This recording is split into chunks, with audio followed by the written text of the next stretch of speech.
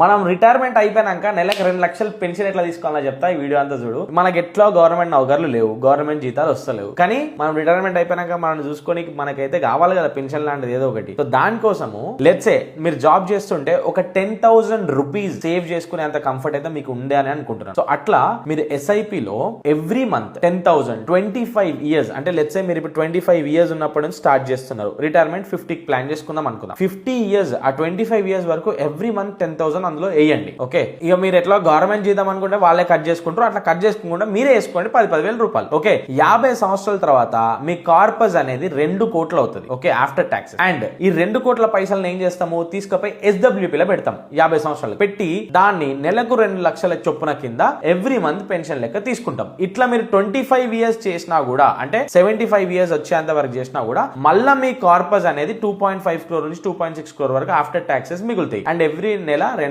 లక్షలు వస్తాయి మీ పెన్షన్ కి, మీ లైఫ్ ని కొంచెం జర సేఫ్ ఉంచుకోవడానికి. ఓకేనా, ఇట్లాంటి ఇన్ఫర్మేషన్ కోసం ఫాలో అవ్వండి. మళ్ళీ కలుద్దాం. పీస్.